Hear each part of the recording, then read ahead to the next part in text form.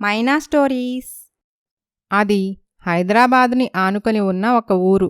ఆ ఊరిలోని ఒక వెల్ సెటిల్డ్ ఫ్యామిలీ అది. ఆ ఇంటి పెద్ద పేరు జగపతి బాబు. అతని భార్య ఆమని. వారికి 2 పిల్లలు. కూతురు త్రిష, కొడుకు వరుణ్ ఉంటారు. త్రిష చదువు పూర్తి చేసి ఒక ప్రైవేట్ కంపెనీలో జాబ్ చేస్తూ ఉంటుంది. వరుణ్ చదువుకుంటూ ఉంటాడు. ఓ రోజు ఉదయం జగపతిబాబు, వరుణ్ టిఫిన్ చేస్తూ ఉంటారు. ఆమని వడ్డిస్తూ ఉంటుంది. త్రిష ఆఫీస్కి రెడీ అయి డైనింగ్ టేబుల్ దగ్గరికి వస్తుంది. అమ్మా, త్వరగా టిఫిన్ పెట్టు, ఆఫీస్కి టైం అవుతుంది. అదేంటక్క, ఈరోజు సండే కదా, ఆఫీస్కి హాలిడే ఉంటుందిగా. అవును కదా, నిజమే. ఈరోజు ఆఫీసేంటే? ముఖ్యమైన ప్రాజెక్ట్ ఒకటి ఈరోజే కంపెనీ టేకప్ చేస్తుందమ్మా. దాని గురించి ఇంపార్టెంట్ మీటింగ్ ఒకటుంది. నిజమేనా? అమ్మా, నీకెప్పుడు అనుమానాలే. కావాలంటే మా టీం లీడ్కి కాల్ చేసేవనా? మాట్లాడతావా? లేదంటే నాతో పాటు నువ్వు కూడా ఆఫీస్కి వచ్చేయి. అనుమానం కాదే, రోజులలా ఉన్నాయి. మరి ఏం చెయ్యని చెప్పు. సరేలేమ్మా, నాకు టైం అవుతుంది, నేను వెళ్ళొస్తాను అని త్రిష ఆఫీస్కి వెళ్ళిపోతుంది. ఆ తర్వాత పనిమీద బయటికి వెళ్తున్న జగపతికి ఆ వీధిలోని కోటేశ్వరరావు ఇంటి ముందు జనం గుమ్మిగూడి ఉండటం చూస్తాడు. ఆ పక్కనే ఉన్న ఒక ఆవిడతో, ఏమైందమ్మా, ఏంటి జనం? మీకు విషయం తెలీదా అన్నయ్యగారు? కోటేశ్వరరావు కూతురుంది గదా, చెప్పా పెట్టకుండా ప్రేమించిన వాడితో లేచిపోయిందట.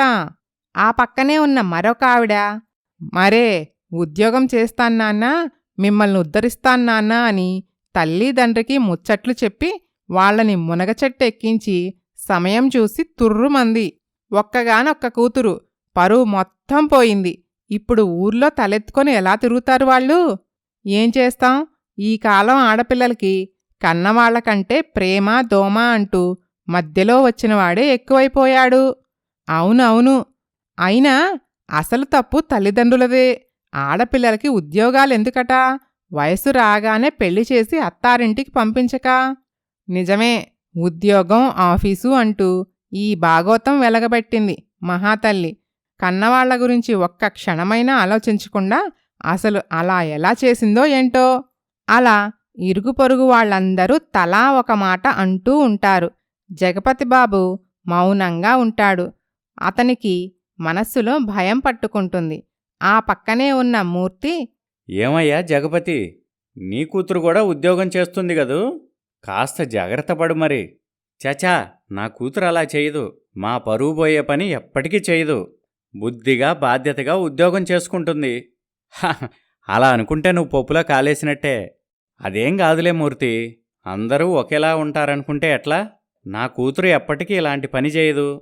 చేయకపోతే మంచిదేలే, కాని రోజులు అస్సలు బాలేదు.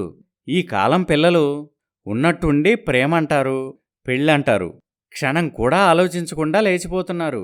మన జాగ్రత్తలో మనం ఉండాలి కదా అని చెప్తాడు. త్రిష ఆఫీస్కి వెళ్తుంది. అక్కడ team lead, hi Trisha, good morning. Good morning sir. ఇతని పేరు ధనుష్, మన కంపెనీలో కొత్తగా జాయిన్ అయ్యాడు.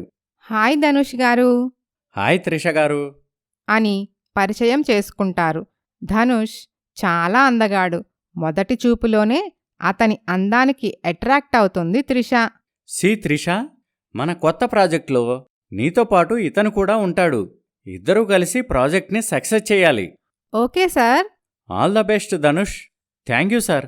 నీకేమైనా వర్క్ డౌట్స్ ఉంటే త్రిషనడి తెలుసుకో.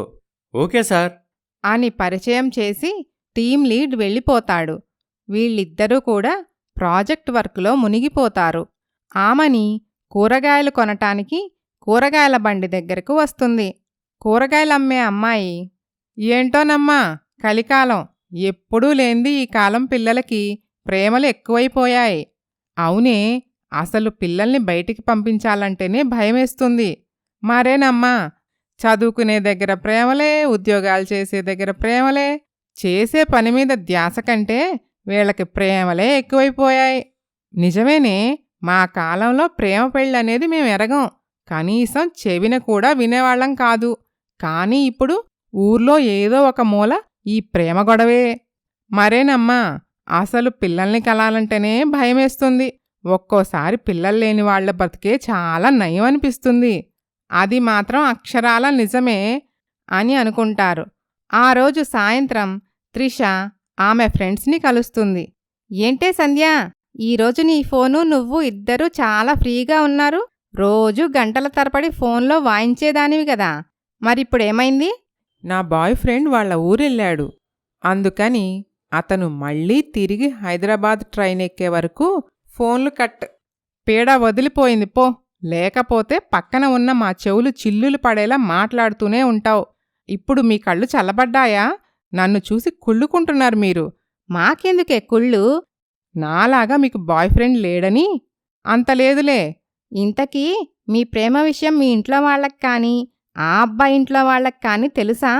తెలిస్తే ఊరుకుంటారా ఏంటి? తెలిసిన మరుక్షణమే మా వాళ్ళు నా చేత ఉద్యోగం మాన్పించి పెళ్లి చేసేస్తారు. మంచిదే కదా, ప్రేమికుడు కాస్త శాశ్వతంగా నీ సొంతమవుతాడు. పెళ్లి చేసేది ప్రేమించిన వాడితో కాదే, వేరే వాడితో. మరెప్పటికైనా జరిగేది అదే కదా, మరప్పుడేం చేస్తావు? అప్పుడు తిప్పలు అప్పుడు చూద్దాంలే. నా సంగతి సరే కాని నువ్వేంటి ఇంకా ఎవ్వరినీ ప్రేమించలేదు? అమ్మో, ఈ ప్రేమ దోమ అంటే నాకు భయం. మా ఇంట్లో అస్సలు ఒప్పుకోరు. అవును మరి, మా ఇంట్లో రెడ్ కార్పెట్ వేసి మరీ ఆహ్వానిస్తారనుకుంటున్నావా ఏంటి? లవ్ అంటే ఏ ఇంట్లోనూ ఒప్పుకోరు. అలాగని ప్రేమించటం మానేస్తామా ఏంటి? నువ్వు చెడిపోయింది కాక దాన్నెందుకే చెడగొడతావు?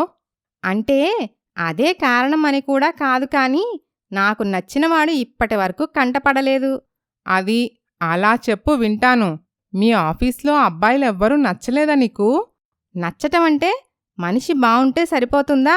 అతని అలవాట్లు, పద్ధతులు, గుణగణాలు అన్నీ నచ్చాలి కదా. ఈ కాలంలో అలాంటి అబ్బాయిలు దొరకటం చాలా కష్టం. అయినా అవన్నీ నచ్చటానికి నువ్వేమైనా పెళ్లి చేసుకోబోతున్నావా ఏంటి? జస్ట్ ప్రేమిస్తున్నావు అంతే కదా. అదేంటి అలా అంటావు? ప్రేమించేది పెళ్లి చేసుకోటానికే కదా. నువ్వింకా ఏ కాలంలో ఉన్నావే? ఇప్పుడు ట్రెండ్ మారిపోయింది. ప్రేమించుకోవటం, ఇద్దరికీ కుదిరితే పెళ్లి చేసుకోవటం, లేదంటే ఎవరి దారి వాళ్ళు చూసుకోవటం. ప్రేమించుకున్న వాళ్లనే ఖచ్చితంగా పెళ్లి చేసుకోవాలనే రూలు ఎక్కడా లేదు. అలా నాకిష్టముండదే. ఏదేమైనా ప్రేమించిన వాళ్నే పెళ్లి చేసుకోవాలి. అది నువ్వనుకుంటావు కాని మీ ఇంట్లో వాళ్ళు, ఆ అబ్బాయి ఇంట్లో వాళ్ళు కూడా అనుకోవాలి కదా. ఎందుకనుకోరు? వాళ్ళకర్థమయ్యేలా చెప్తే ఖచ్చితంగా వింటారు. అలాంటి పగటి కలలు కంటాం ఈ కాలం ఆడపిల్లలు ఎప్పుడో మానేశారు. మనం ఎప్పుడైతే ప్రేమించామంటామో మరుక్షణమే కాళ్ళు విరగ్గొట్టి మూలను కూర్చోపెడతారు మన తల్లిదండ్రులు. నువ్వన్నట్టు జరుగుతుందని నేను అనుకోవటం లేదు. అదే జరిగేది. ఇద్దరూ ఒకరినొకరు ఖచ్చితంగా కావాలనుకుంటే లేచిపోయైనా పెళ్లి చేసుకొని కలిసుంటున్నారు. లేదనుకుంటే ఎవరి దారి వాళ్ళు చూసుకుంటున్నారు. ప్రెజెంట్ లవ్ స్టోరీస్ ఇలాగే నడుస్తున్నాయి. నువ్వెన్నైనా చెప్పు, ఈ మాత్రం దానికి ప్రేమించుకోవటం ఎందుకు? నేనైతే ఇలా కాదు. నేను ఒకవేళ ఎవరినైనా ప్రేమిస్తే అతన్నే పెళ్లి చేసుకుంటాను. అదంత ఈజీ కాదే, చాలా కష్టం. ఎంత కష్టమైనా ప్రేమించిన వాణ్ణే పెళ్లి చేసుకోవాలి. సరే, అది చూద్దాం. నేను కరెక్టో నువ్వు కరెక్టో అని అనుకుంటారు. ఆ తర్వాత ఏం జరిగిందో వచ్చే భాగంలో చూద్దాం. Please subscribe Maina stories.